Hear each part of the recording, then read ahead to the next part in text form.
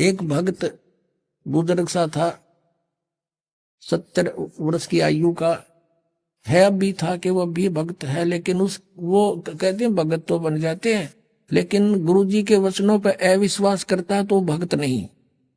कारण क्या है कि हम उन संतों पर, ऋषियों पर पहले विश्वास, ब्लाइंड फेथ कर चुके हैं, जिनका ज्ञान आज एक आने का नहीं पा इस परमात्मा के तत्व ज्ञान की रोशनी में।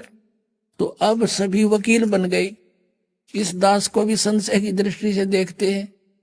पुणात्माओं, ये अपना नोट कर लेना किसी भी कोने में, हृदय के में, दास जो वचन बोलेगा उसने 100 तो लियो पक्के पाओगे। आपने भूल के भी ये नहीं सोचना चाहिए कि ऐसे कैसे यहाँ नहीं हो सकता, ऐसा नहीं हो सकता।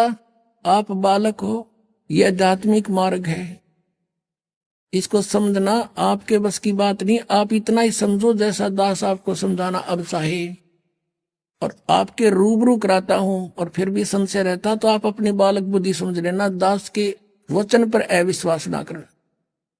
तो उस बुजुर्ग का अविश्वास हो गया, अपने आप में विद्वान पाक रहा। एक दिन मुझे लिख कर दे दिया कि आप झूठ बोलते हैं, दुर्गा को प्रकृति नहीं कहते।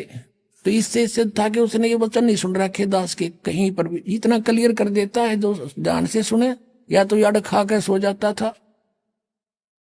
तो मैंने उससे फिर वो पूछा, मैं कहा भी आप बात करें, सुन मेरी, आपने मुझ पर विश्वास नहीं, विश्वास कैसे हो, ये कहीं नहीं लिख रखा। मैंने कहा फिर आप आज के बाद यहां मत आना, आप जा सकते हैं। उसको आश्रम से अलाउड नहीं रखा। वह ऐसे नालायक आदमी, जब अपने गुरुजी पे विश्वास करे, प्रत्यक्ष दिखाता हूं और अच्छा प्रमाण दिखाता हूं, चला गया वो फिर 2 महीना के बाद आया, यहां से आ तो उसको वापस कर दिया कि नहीं, ऐसे अनाड़ी व्यक्ति की यहां आवश्यकता नहीं है। उसने फिर मुश्किल माचगी, समझ में आ गया, देखा सचमुच में तो गलती कर दी, और भक्तों ने उसको प्रमाण दिए, कहाँ अंधे हो रहे हो तुम, फिर सत्संग क्या सुनते थे, तुम तो खा के सो जाता होगा फिर सत्संग में। फिर उसने देखा, फिर क्षमा याचना की,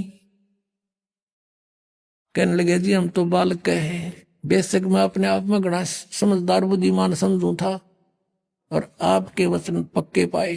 तो पुण्यात्माओं, ये सत्कर मान लेना, दास जो बोलेगा सारी साची होंगी।